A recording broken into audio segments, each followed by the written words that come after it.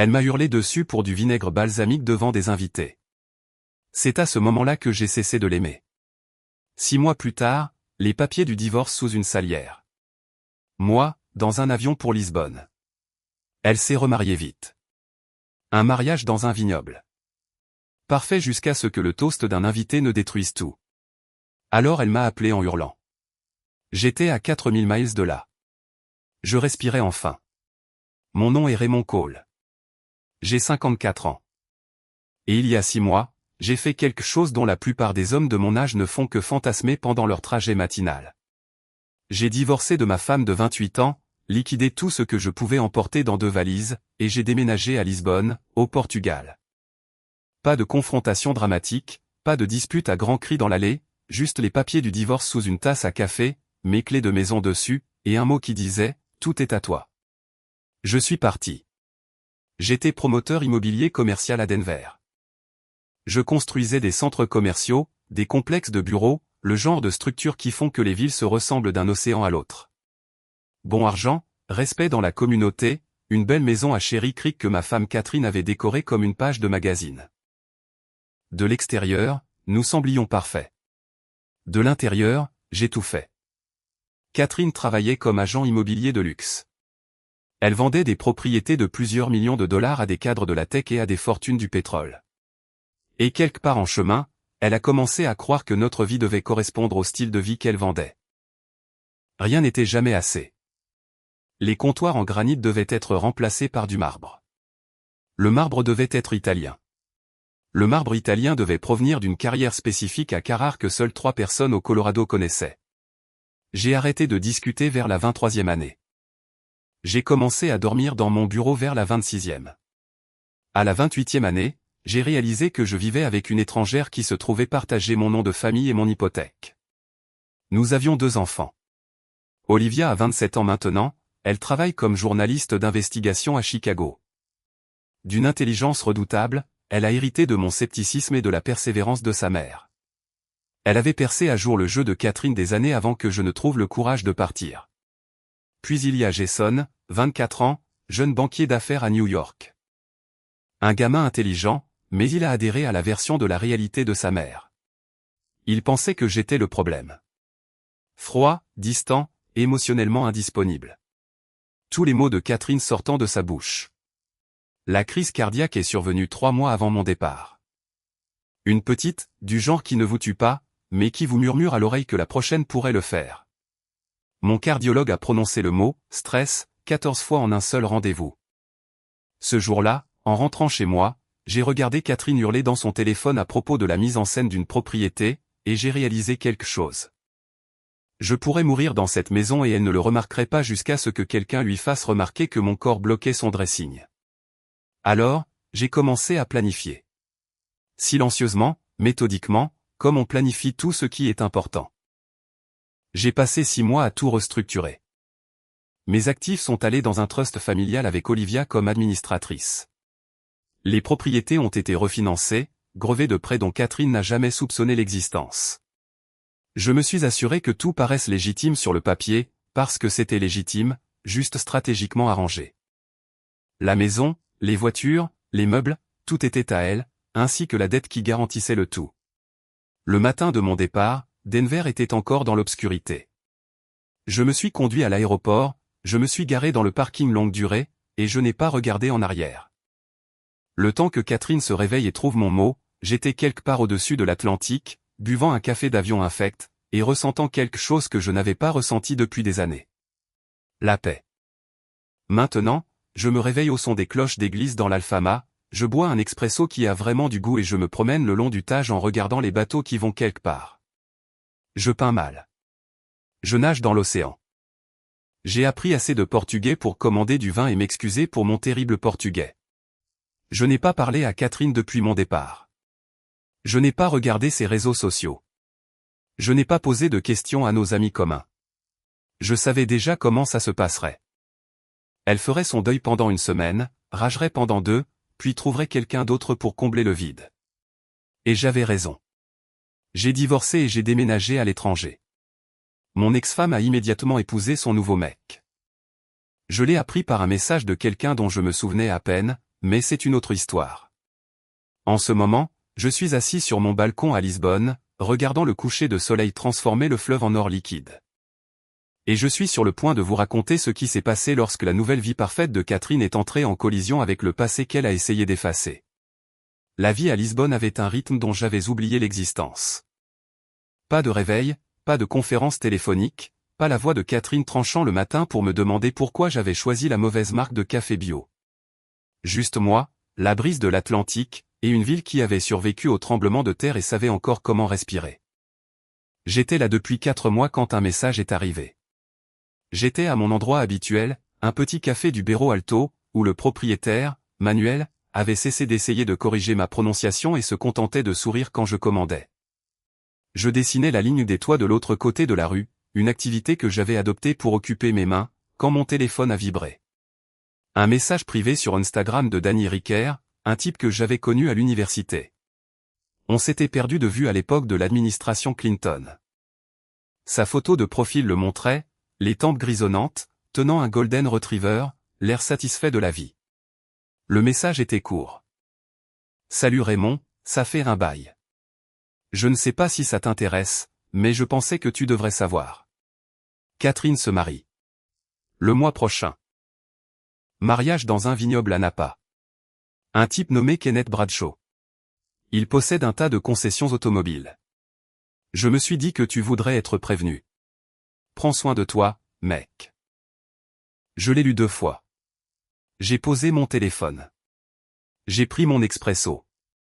La tasse était chaude contre ma paume. Solide. Réel. Je n'étais pas en colère. Je n'étais pas blessé. J'étais curieux. De la même manière qu'on est curieux d'un film qu'on a quitté à mi-parcours. Kenneth Bradshaw. Je connaissais le nom. Un type tape à accent grave l'œil. Il se présentait toujours aux événements de l'industrie immobilière dans des costumes chers qui en faisaient trop. Il conduisait une voiture de luxe différente chaque trimestre, comme s'il gérait une salle d'exposition personnelle. Il avait flirté avec Catherine lors d'un gala de charité il y a 3 ans. Je m'en souvenais parce qu'elle avait ri trop fort à ses blagues. Le genre de rire destiné à être remarqué. J'ai ouvert mon ordinateur portable. Son Instagram était public, bien sûr. Catherine vivait pour la visibilité. Le fil d'actualité était exactement ce à quoi je m'attendais. Des photos de fiançailles qui semblaient avoir coûté 5 chiffres. Elle en blanc, lui en bleu marine, tous deux tenant des flûtes de champagne devant un coucher de soleil qui était certainement retouché. Les légendes étaient de la poésie écrite par quelqu'un qui n'en avait jamais lu. Quand on sait, on sait. J'ai enfin trouvé mon pour toujours. Certaines personnes valent la peine d'attendre. J'ai parcouru les commentaires. Des amis la félicitant, des clients la flattant, quelques âmes courageuses posant des variations de « Qu'est-il arrivé à Raymond ?» Ces commentaires avaient été supprimés, mais les vides dans la numérotation les trahissaient. Puis j'ai vu le lieu, Seven Hills Vineyard, Napa Valley, Californie. Quelque chose a fait-il dans mon cerveau, froid et précis. J'ai fermé Instagram et ouvert mes fichiers. Il m'a fallu 10 minutes pour le trouver. Enfoui dans un dossier intitulé « Vieux projet ». C'était là, une brochure d'il y a 15 ans.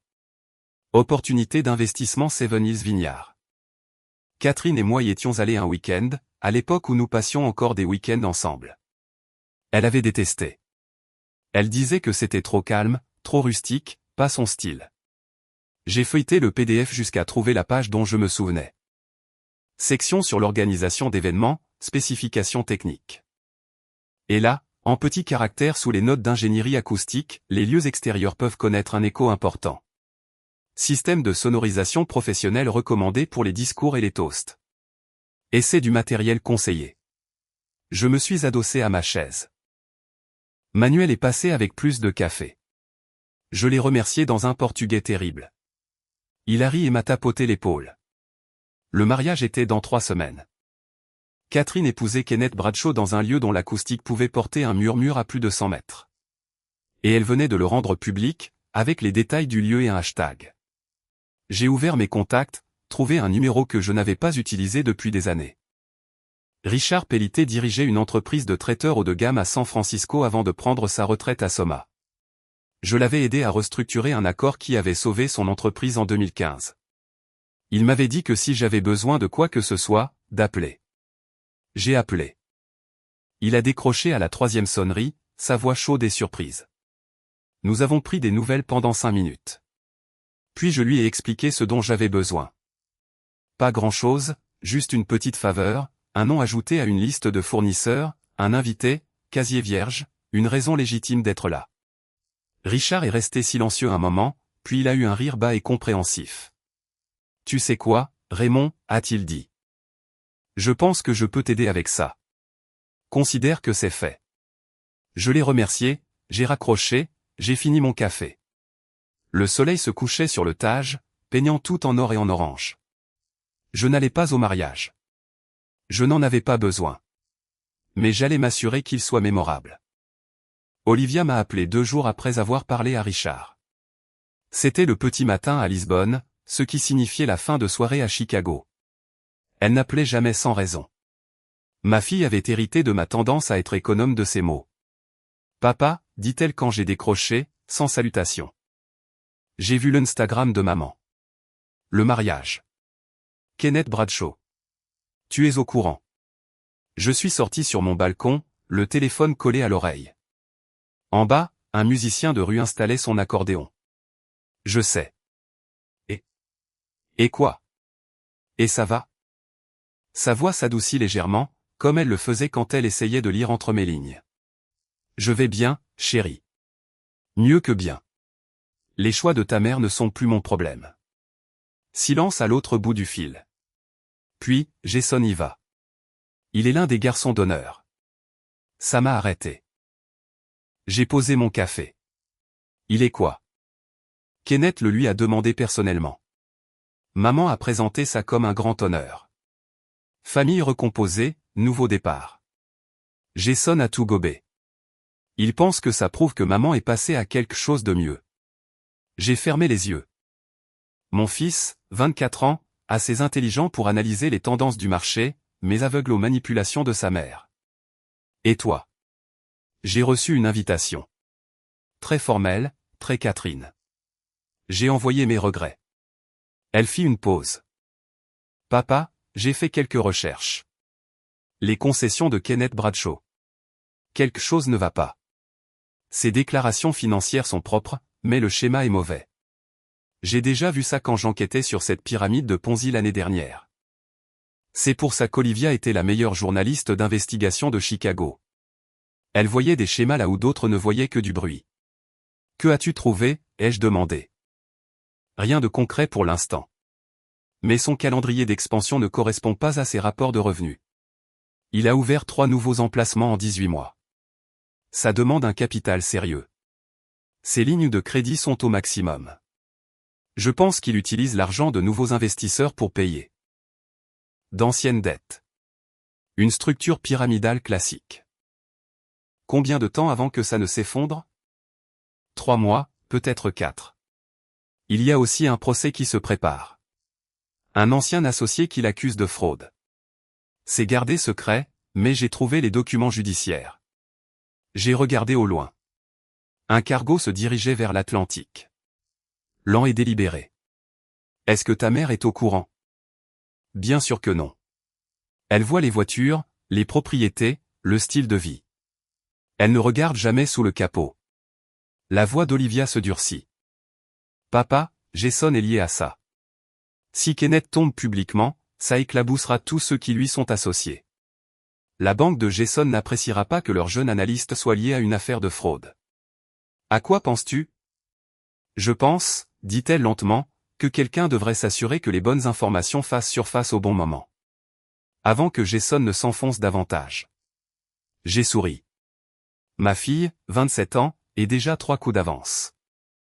Tu sais que je ne peux pas être impliqué dans quoi que ce soit qui ressemble à du sabotage. Je sais. Mais tu m'as aussi appris que la vérité n'a pas besoin d'aide. Elle a juste besoin du bon timing. Elle fit une pause. Je prends l'avion pour Napa. J'ai dit à maman que j'avais changé d'avis, que je voulais soutenir son nouveau départ. Olivia, papa, Jason est mon frère. Il est idiot, mais c'est mon idiot. Si ce mariage doit être mémorable, je veux m'assurer qu'il voit ce qui se passe vraiment avant qu'il ne soit trop tard. Je suis resté silencieux un moment. Puis, sois prudente. Je le suis toujours. Je pouvais entendre le sourire dans sa voix. Oh, et papa, cette faveur que tu as demandée à Richard Pellitet, le traiteur, comment sais-tu, je suis journaliste d'investigation.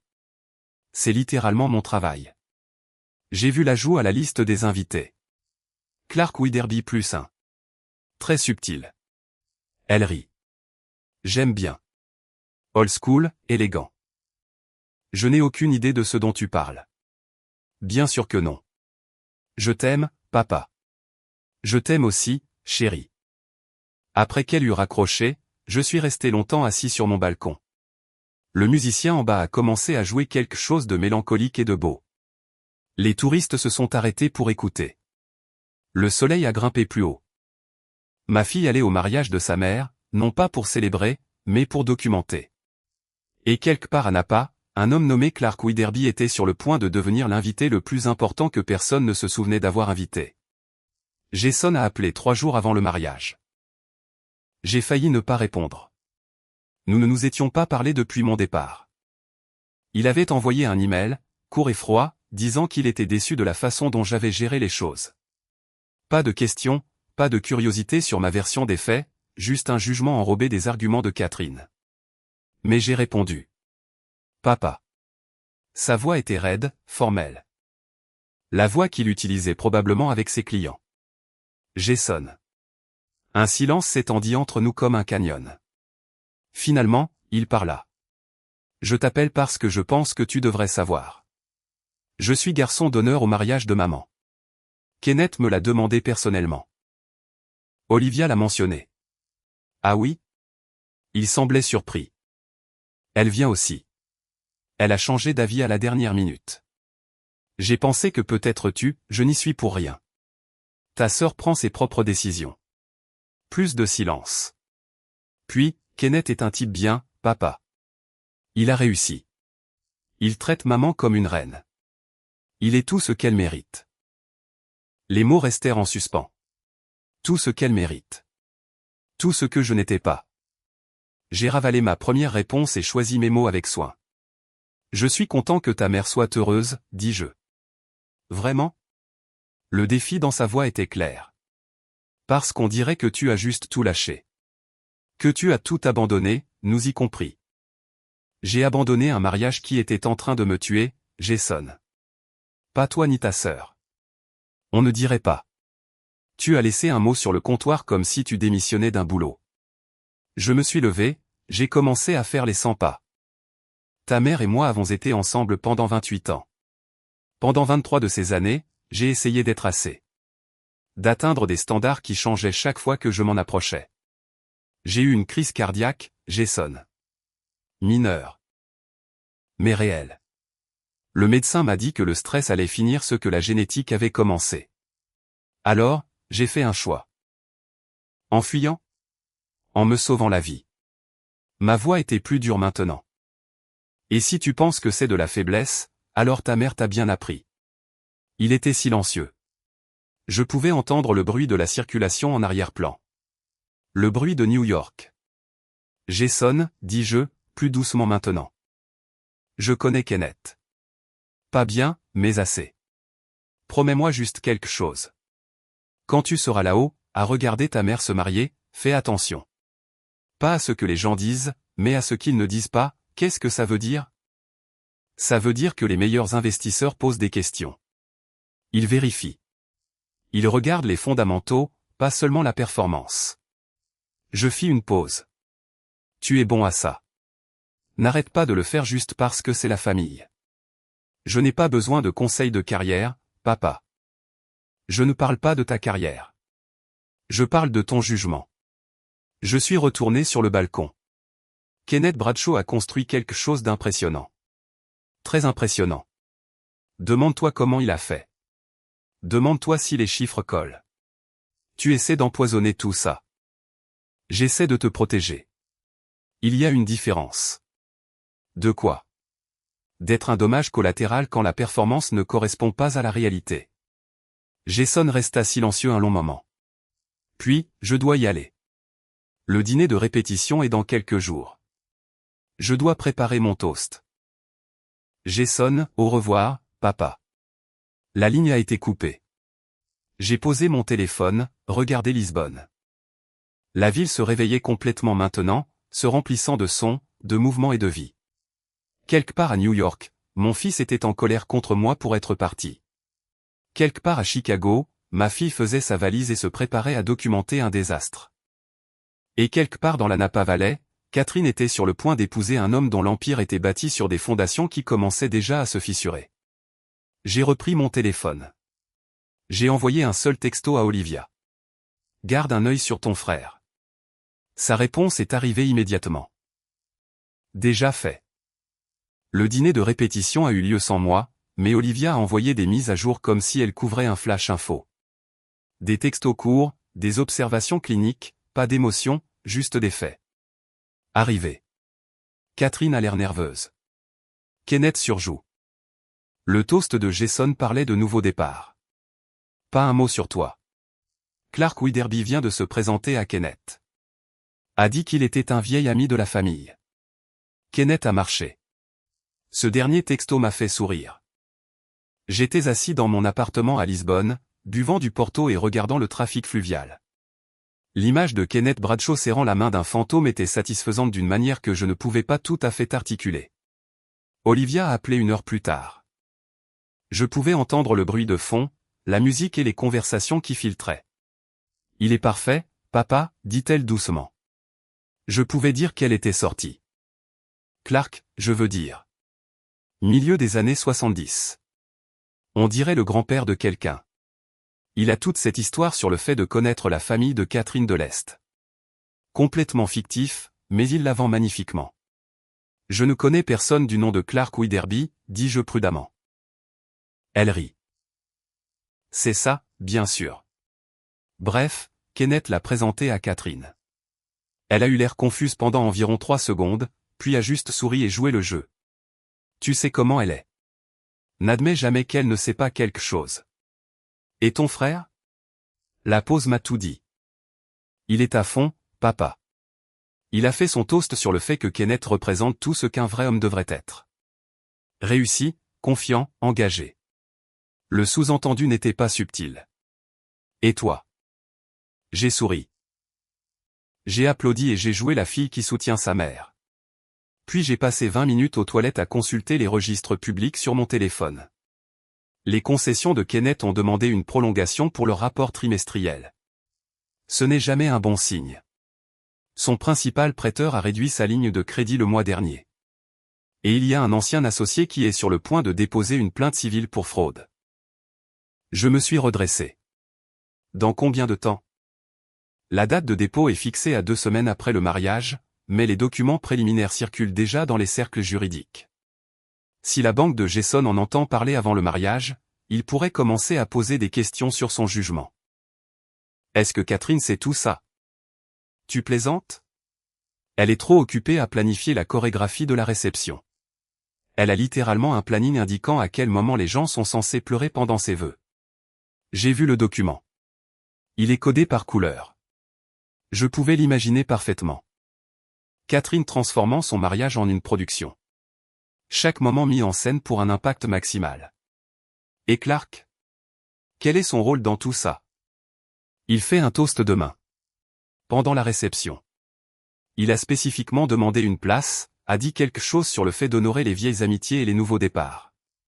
L'organisatrice de mariage a adoré. Catherine l'a approuvé sans poser de questions. Et Kenneth? Kenneth pense que c'est un beau geste. Tu sais, traditionnel, classe. Il n'a aucune idée de ce qui l'attend.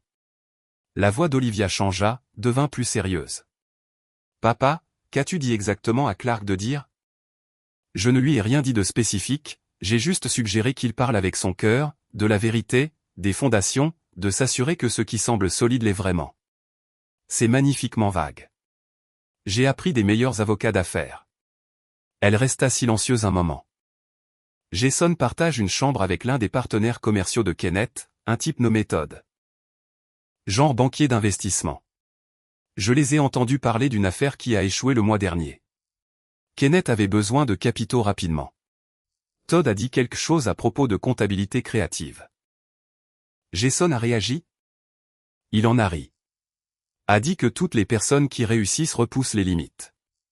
C'est ce qui sépare les gagnants des employés. Sa voix devint amère. Maman lui a bien appris. Fais juste attention à lui demain quand les choses deviendront intéressantes. Définis intéressante. Je pense que tu le sauras quand tu le verras. Après avoir raccroché, je suis sorti sur mon balcon. Lisbonne s'installait dans son rythme du soir. Quelque part de l'autre côté de l'Atlantique, ma fille se préparait à voir la journée parfaite de mon ex-femme connaître des complications. Et quelque part dans la Napa Valley, un homme nommé Clark Widerby se préparait à dire des choses qui devaient être dites. J'ai bien dormi cette nuit-là, mieux que je ne l'avais fait depuis des années. Le mariage était magnifique. Olivia a envoyé des photos. Catherine dans une robe ivoire qui coûtait probablement plus cher que ma première voiture. Kenneth dans un smoking sur mesure, l'air de sortir d'une publicité pour une voiture de luxe. Le vignoble drapé de tissu blanc et de fleurs. Tout était parfait, tout était mis en scène. La cérémonie s'est déroulée sans accroc. Des vœux qui semblaient avoir été écrits par une société de cartes de vœux. Des lectures sur l'amour, le partenariat et l'éternité. Jason se tenait à côté de Kenneth, souriant comme si c'était exactement à ça que la vie devait ressembler. Puis vint la réception. Les textos d'Olivia arrivaient plus vite maintenant. Les discours commencent. La demoiselle d'honneur de Catherine vient de pleurer sur commande.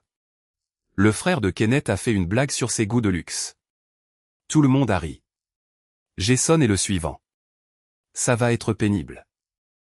J'ai attendu 5 minutes, 10. Puis mon téléphone a sonné. Papa. La voix d'Olivia était tendue, urgente. Tu dois entendre ça. J'enregistre. Elle a dû tenir son téléphone en l'air, car soudain, j'ai pu entendre la réception. La voix de Jason est parvenue clairement, amplifiée par l'excellente acoustique du lieu. Kenneth Bradshaw est le genre d'homme que nous devrions tous aspirer à être, disait mon fils. Il a bâti un empire par le travail acharné et la vision. Il traite ma mère comme une reine. Il m'a montré à quoi ressemble le vrai succès. À Kenneth et Catherine, que votre avenir soit aussi brillant que votre passé est oublié, que votre passé est oublié. La pique était claire. J'étais le passé. L'échec. La chose qu'ils avaient dépassée. Applaudissements. Teinte de verre. Puis la voix d'Olivia est revenue. Clark est le suivant. C'est parti. Le bruit de la foule s'est calmé. J'ai entendu quelqu'un se racler la gorge. Puis une voix, plus âgée, mesurée, portant le genre d'autorité qui fait que les gens écoutent. Bonsoir à tous. Je m'appelle Clark Widerby et je connais la famille Bradshaw depuis de nombreuses années. Le mensonge a été prononcé avec une confiance parfaite. Je voulais prendre un moment pour célébrer cette union, mais aussi pour parler de quelque chose d'important. La vérité. La réception est devenue plus silencieuse. Je pouvais l'entendre à travers le téléphone. Catherine, vous êtes absolument radieuse. Kenneth, vous avez clairement fait une forte impression. Il fit une pause. Je suis dans les affaires depuis longtemps, j'ai vu beaucoup d'accords, beaucoup de partenariats. Et ceux qui durent sont construits sur des fondations solides. Pas des apparences, pas des promesses. Des fondations. Une autre pause, plus longue cette fois. Alors, je veux proposer un toast à Catherine et à sa deuxième chance au bonheur. Et à Raymond, où qu'il soit ce soir. Probablement quelque part au calme, probablement en train de peindre, probablement enfin capable de respirer. Sa voix a porté à travers le vignoble comme si elle était conçue pour. Catherine, j'espère que vous êtes sûre d'avoir fait un bon échange, ma chère, parce que de là où je suis, on dirait que vous avez peut-être échangé la terre ferme contre des sables mouvants. Silence de mort. Le genre qui rend l'oxygène épais. Mais bon, continua Clark, la voix plus légère maintenant, qu'est-ce que j'en sais? Je ne suis qu'un vieil homme qui croit qu'il faut poser des questions. Comme? Comment quelqu'un ouvre-t-il 3 concessions en 18 mois sans financement traditionnel? Ou pourquoi un homme d'affaires prospère a-t-il besoin de restructurer ses lignes de crédit chaque trimestre? Ou qu'arrive-t-il quand la musique s'arrête et que tout le monde cherche une chaise? Je pouvais entendre du mouvement maintenant, de la confusion, quelqu'un essayant d'atteindre le microphone. Quoi qu'il en soit, dit Clark, concluant en douceur, aux heureux mariés. Que votre pour toujours soit plus bruyant que votre passé, et que vous obteniez tous les deux exactement ce que vous méritez. Puis la ligne est devenue chaotique, des voix se chevauchant, quelqu'un criant, la musique démarrant soudainement, trop fort, pour essayer de couvrir le désastre. Olivia est revenue, essoufflée. Papa, bon sang. Catherine vient de sortir en courant. Le visage de Kenneth est violet. Jason a l'air d'avoir été renversé par un camion. La moitié de la salle est sur son téléphone. L'autre moitié fait comme si de rien n'était. Où est Catherine maintenant? Dehors. Je la vois par la fenêtre. Elle fait les 100 pas. Elle vient de sortir son téléphone. Olivia fit une pause. Oh mon Dieu. Elle appelle quelqu'un. Papa, je crois qu'elle t'appelle. Mon téléphone a vibré.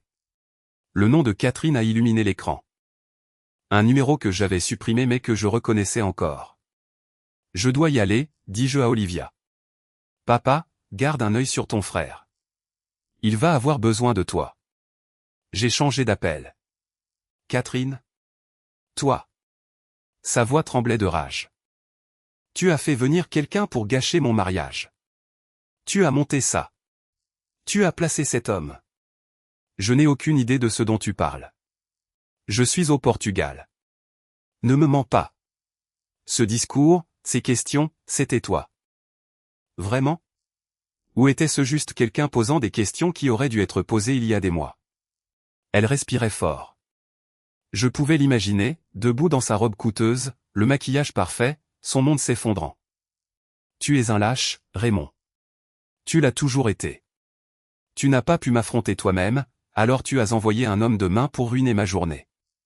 Ta journée n'est pas ruinée à cause de moi, Catherine. Elle est ruinée parce que tu l'as construite sur du sable en appelant ça du roc. Je te déteste. Je sais. Mais ce n'est plus mon problème. J'ai gardé ma voix calme. Retourne à ton mariage. Souris pour les caméras. Fais ce que tu fais le mieux. Joue la comédie. Kenneth va quoi? Te défendre? Expliquer ses questions. Catherine, cet homme ne peut même pas expliquer ses propres finances. Bonne chance pour expliquer tes choix. Elle a fait un son à mi-chemin entre un sanglot et un cri. Puis la ligne est devenue silencieuse. J'ai posé mon téléphone, regardé Lisbonne. Les lumières de la ville se reflétaient sur le fleuve comme des étoiles qui seraient tombées et auraient décidé de rester. De l'autre côté de l'Atlantique, le mariage parfait de mon ex-femme venait de devenir inoubliable. Et quelque part dans ce chaos, mon fils commençait à se poser les questions qu'il aurait dû se poser il y a des mois. La vérité n'a pas besoin de permission pour parler. Elle a juste besoin d'une bonne acoustique et d'un timing parfait. La vidéo a fait le tour d'Internet en quelques heures. Quelqu'un au mariage, probablement l'un des plus jeunes invités, avait enregistré l'intégralité du toast de Clark et l'avait mise en ligne sur TikTok. Le matin, heure de Lisbonne, elle avait un demi-million de vues. Le soir, plus de 3 millions. La légende disait, un toast de mariage assassin détruit la mariée. Attendez la fin. La section des commentaires était impitoyable. Il vient vraiment de lui demander si elle avait fait un bon échange? Brutal. La façon dont son visage change à minuit 47. Elle sait. Ce type s'est levé et a choisi la violence. Que votre pour toujours soit plus bruyant que votre passé est le meurtre le plus élégant que j'ai jamais vu. Quelqu'un a créé une vidéo de compilation. Le visage de Catherine figé au moment exact où Clark a dit « bon échange », zoomé, ralenti, son sourire s'effondrant, sa coupe de champagne s'inclinant, la prise de conscience se répandant sur ses traits comme de l'encre renversée. C'est devenu un mème en 24 heures. Le « visage de mariage de Catherine » est apparu sur Reddit, Twitter, Instagram. Les gens l'utilisaient pour illustrer le regret, les mauvaises décisions, le karma instantané. Il y avait des vidéos de comparaison, des photos avant-après. Des articles de fond sur les riches et leurs relations performatives. Olivia m'a envoyé des liens. Papa, c'est partout. Le nom de maman est en tendance. Son agence immobilière reçoit des appels. Les clients posent des questions. J'ai parcouru le contenu. Je n'ai rien ressenti. Pas de satisfaction. Pas de culpabilité.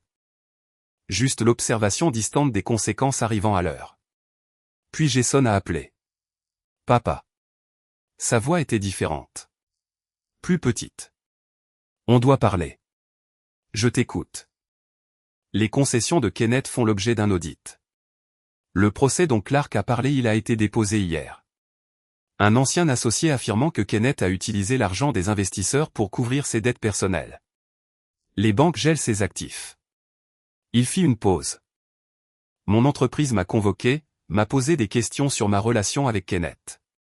M'a demandé si j'avais connaissance de sa situation financière avant le mariage. Qu'est-ce que tu leur as dit? La vérité. Que je ne savais pas. Que j'aurais dû poser des questions mais que je ne l'ai pas fait. Sa voix se brisa légèrement. Ils me mettent en congé administratif, en attendant l'enquête. Ils ont dit que mon jugement est compromis. J'ai fermé les yeux. Je suis désolé, mon fils. L'es-tu vraiment? Parce que tu savais. Tu savais que ça allait arriver et tu m'as laissé foncer droit dedans. Je t'ai prévenu. Je t'ai dit de regarder les fondamentaux. Tu as appelé ça du sabotage. Tu aurais pu me dire la vérité directement au lieu de jouer à des jeux avec des invités placés et des avertissements critiques. M'aurais-tu écouté? Si j'avais appelé pour dire que Kenneth Bradshaw est un escroc, m'aurais-tu cru? Ou aurais-tu défendu ta mère et m'aurais-tu traité d'amère? Silence. Long et lourd. Je ne sais pas, dit-il finalement. Peut-être que tu as raison. Peut-être que je n'aurais pas écouté. Il expira, tremblant. Olivia m'a aidé. Elle a sorti tous les registres publics. M'a tout montré. Les procès, les saisies, le schéma de fraude remontant à 3 ans. Tout était là. Je ne voulais juste pas le voir. Ta mère a cet effet sur les gens. Elle te donne envie de croire à sa version de la réalité. Elle ne me parle plus, dit Jason doucement. J'ai essayé de l'appeler. Je lui ai demandé si elle était au courant des problèmes de Kenneth. Elle a dit que je la trahissais, que je choisissais ton camp. Puis elle a raccroché. Je suis désolé. Les vidéos sont partout, papa. Tout le monde les a vues. Les gens au travail, les amis, tout le monde. Ils me demandent tous si c'est ma mère. Si je savais que le mariage allait imploser. Il rit, amer et sec. J'étais le garçon d'honneur qui faisait l'éloge de Kenneth. C'est aussi dans une vidéo. Moi, l'appelant mon modèle de réussite. C'est un clip maintenant. Dans les compilations, ça a mal vieilli. Ça passera. Internet va vite. Vraiment? Parce que ma carrière pourrait ne pas y survivre. Mon jugement est publiquement documenté comme étant terrible. Qui va me faire confiance pour des décisions financières alors que je n'ai pas pu voir un escroc juste devant moi? Je voulais lui dire que tout irait bien, qu'il s'en remettrait. Mais Jason avait 24 ans et apprenait une dure vérité. Certaines erreurs vous suivent. Certaines conséquences ne se soucient pas des intentions. Olivia reste avec moi quelques jours, dit-il. Elle essaie de m'aider à déterminer les prochaines étapes. Elle a dit que tu lui avais appris à tout vérifier, à ne jamais faire confiance aux apparences. C'est une bonne sœur. Oui. Il resta silencieux. Puis, papa, j'avais tort sur toi. Sur la raison de ton départ. Je pensais que tu étais faible, mais tu ne l'étais pas. Tu as juste vu ce que je ne pouvais pas voir. Et tu es parti avant que ça ne te détruise. Ça a failli me détruire. J'ai eu une crise cardiaque, Jason. Mineure mais réelle. Le chaos de ta mère me tuait lentement. Je suis parti pour survivre. Je comprends maintenant. Je suis désolé de ne pas l'avoir fait avant. Nous avons parlé encore 20 minutes. Il m'a posé des questions sur Lisbonne, sur ma peinture, sur si j'étais heureux. Je lui ai dit la vérité. Que je l'étais. Que partir avait été la décision la plus difficile et la meilleure que j'ai jamais prise. Quand nous avons raccroché, je suis resté sur mon balcon, regardant les bateaux de pêche rentrer au port. Le soleil se couchait, peignant tout en or. Mon fils m'avait de nouveau appelé papa, s'était excusé, avait vu à travers la performance de sa mère la vérité en dessous. De l'autre côté de l'Atlantique, le mariage parfait de Catherine était viral pour toutes les mauvaises raisons. L'empire de Kenneth s'effondrait en temps réel.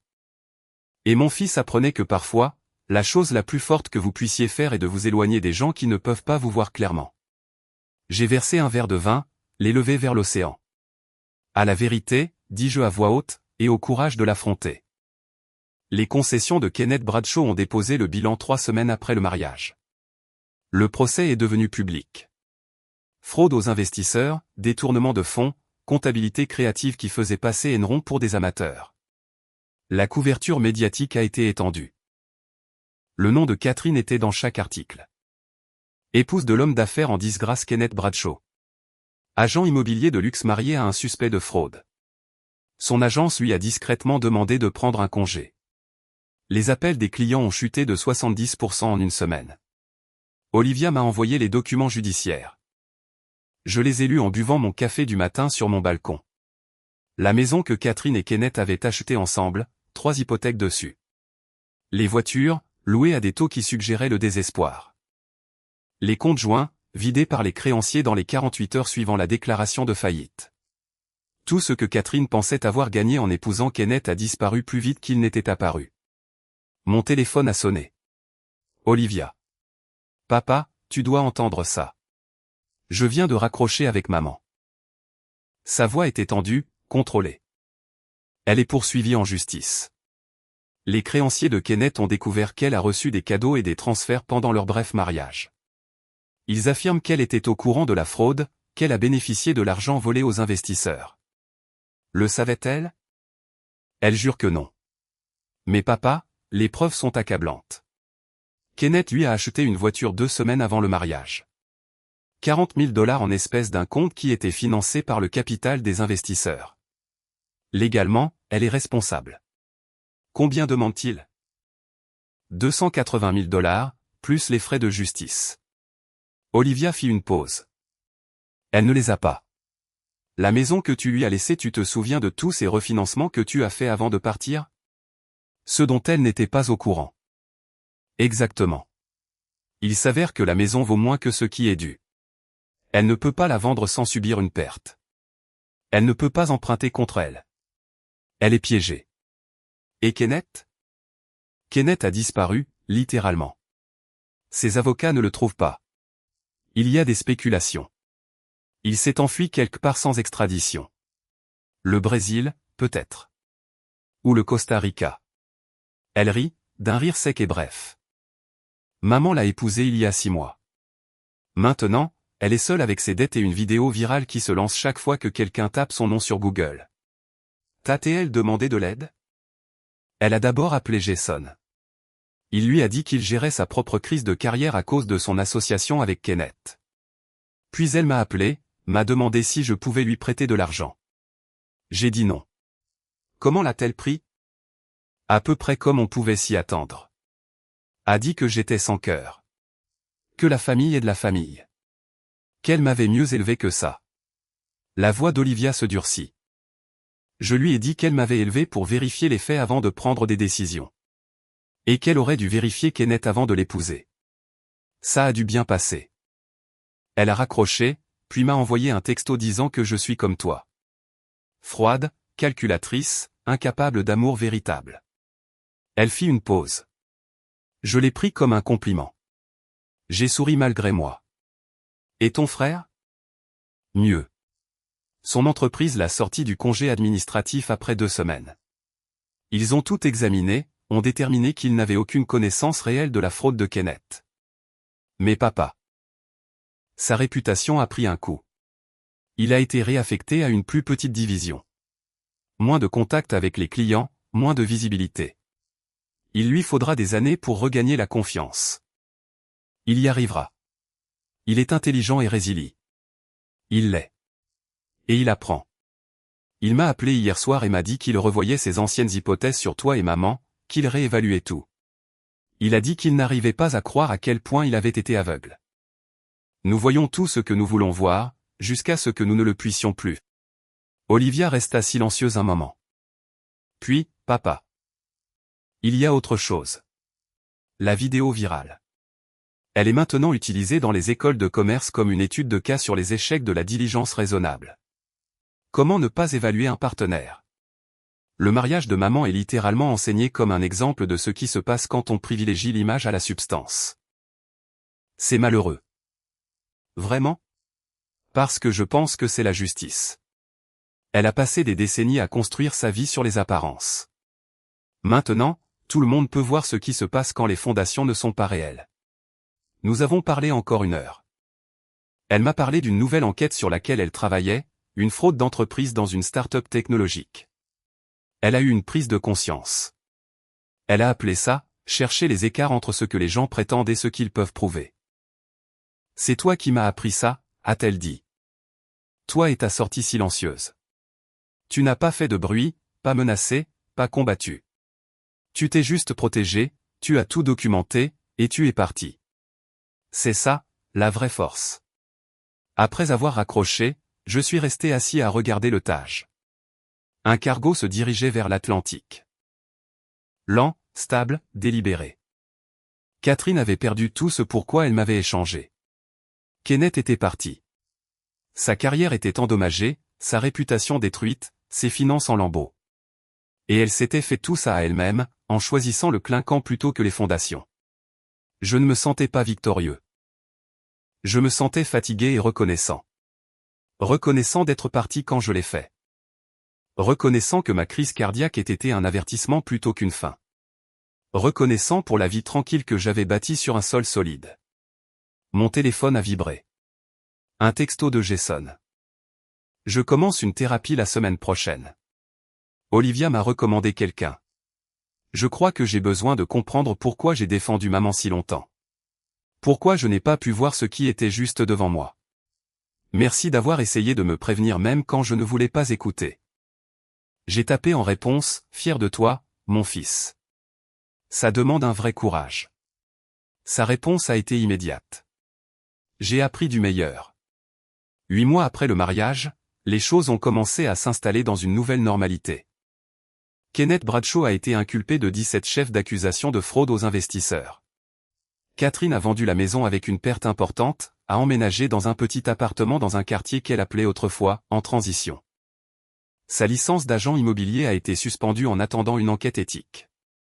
Jason m'appelait tous les dimanches. Nous parlions pendant 1 heure, parfois plus.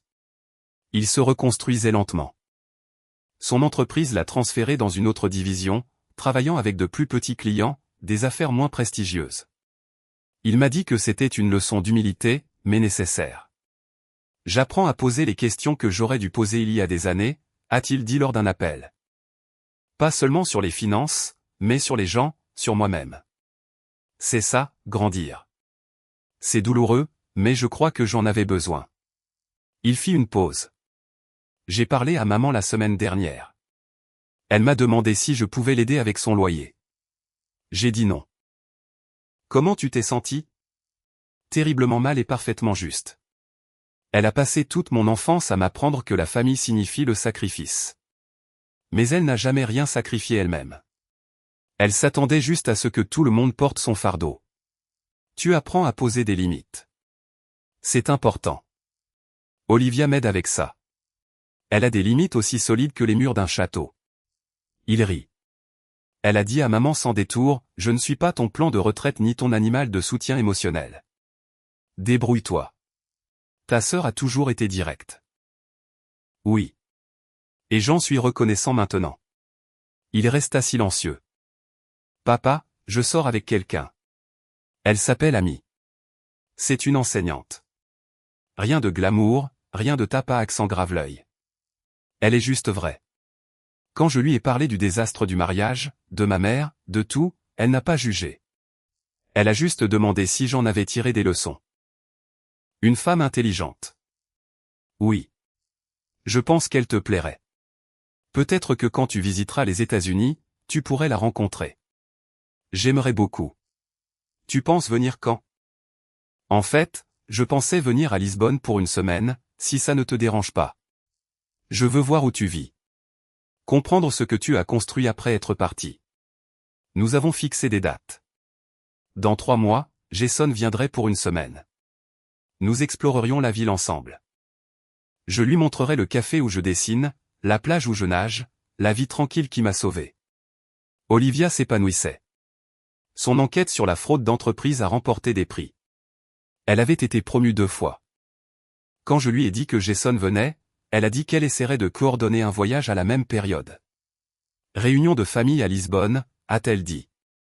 Ça aurait été impensable il y a un an.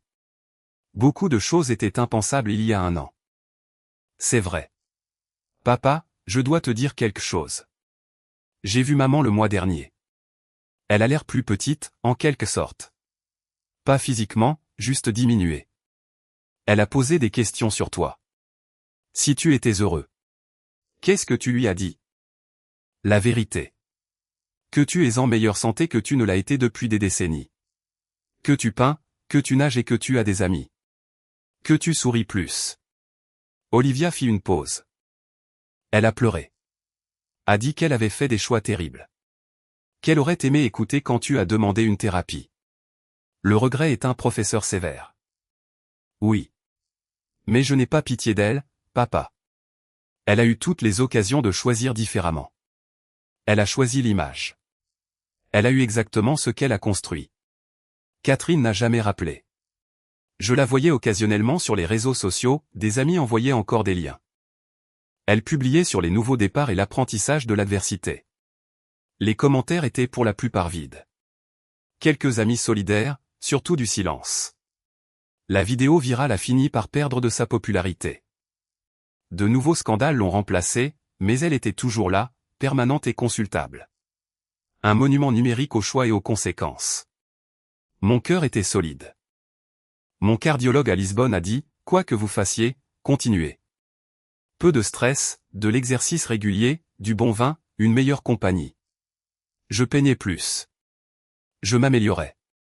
Pas de qualité musée, mais honnête, brute. Une de mes toiles montrait deux silhouettes s'éloignant l'une de l'autre. L'une vers le chaos, l'autre vers le calme. Je l'ai appelée « Divergence » et je l'ai accrochée dans mon salon. 14 mois après avoir quitté Catherine, j'ai rencontré quelqu'un. Elle s'appelait Isabelle, 50 ans, portugaise, propriétaire d'une petite librairie près du quartier de l'Alfama. Nous nous sommes rencontrés quand je suis entré à la recherche de romans anglais, et elle m'a recommandé de la poésie portugaise à la place. Vous vivez ici maintenant, a-t-elle dit dans un anglais accentué mais parfait. Vous devriez comprendre la langue de cet endroit. Nous avons commencé à prendre des cafés, puis des dîners, puis de longues promenades dans des quartiers qu'elle connaissait depuis toujours. Elle ne savait rien de mon passé. Ne m'a pas cherché sur Google. N'a pas posé de questions indiscrètes. A juste accepté qui j'étais dans le présent. Vous semblez être quelqu'un qui a traversé quelque chose de difficile, a-t-elle dit une fois. Mais vous vous en êtes sorti. C'est ce qui compte. Isabelle était veuve. Son mari était mort 5 ans plus tôt, d'un cancer. Elle comprenait la perte et la reconstruction. Nous comparions nos notes comme des architectes discutant des fondations. La deuxième fois qu'on construit quelque chose, a-t-elle dit, on le construit mieux, parce qu'on sait ce qui a vraiment du poids. Jason l'a rencontré lors de sa visite. Ils ont parlé de livres pendant 2 heures. Au dîner ce soir-là, il m'a pris à part. Elle est merveilleuse, papa. Complètement différente de maman. Elle écoute vraiment quand tu parles. C'est vrai. Es-tu heureux? J'y ai pensé. La question que j'avais cessé de me poser il y a des années. Oui, je le suis. Vraiment, sincèrement heureux. Bien. Tu le mérites. Olivia est venue 2 semaines plus tard. Elle et Isabelle ont sympathisé immédiatement, partageant la même franchise. Pas de performance, pas de faux semblants, juste 2 femmes qui valorisaient la substance plutôt que le style. C'est une perle, m'a dit Olivia. Ne gâche pas tout. Je vais essayer. Je suis sérieuse, papa. Tu as quelque chose de vrai ici. Quelque chose que maman ne t'a jamais donné. Un partenariat. Un vrai partenariat. 3 mois plus tard, Jason a appelé avec des nouvelles. Il avait été promu. Son entreprise avait reconnu son jugement reconstruit, son approche prudente, sa volonté de poser des questions difficiles. Ils disent que je suis l'analyste le plus minutieux qu'ils aient maintenant, a-t-il dit, la fierté claire dans sa voix. Parce que je vérifie tout. Je ne fais confiance à rien en apparence. Je suis fier de toi, mon fils. J'ai appris de toi, à la dure. Mais j'ai appris. Catherine a finalement déposé le bilan. Les procès, la dette, la maison à perte. Elle n'a pas pu se relever. Ses parents l'ont aidée à déménager en Arizona, loin des souvenirs de la Californie. J'ai entendu dire qu'elle travaillait dans la vente au détail, vendant des meubles, bien loin de l'immobilier de luxe. Je ne me sentais pas triomphant, juste triste pour les années perdues. Pour la femme qui aurait pu être une partenaire, mais qui a choisi d'être une actrice. Kenneth Bradshaw a été condamné à 12 ans de prison fédérale. Fraude aux investisseurs, fraude électronique, blanchiment d'argent.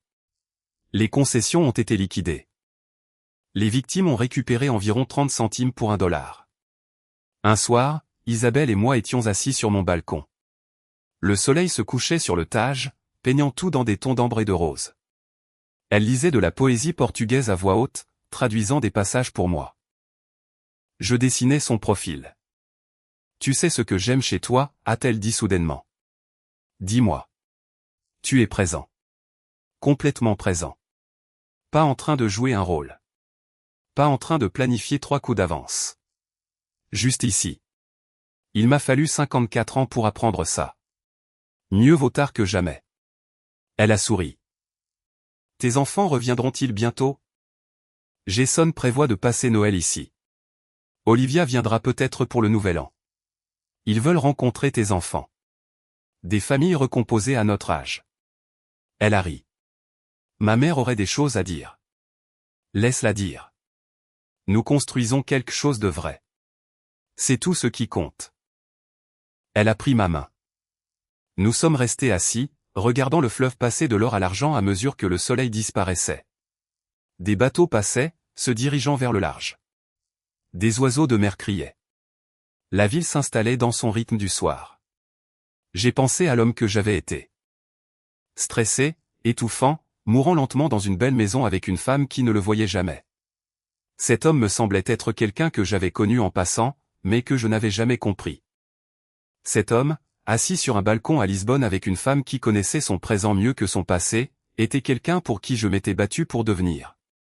Quelqu'un qui avait choisi la paix plutôt que la performance, la vérité plutôt que l'image. Les fondations plutôt que la façade.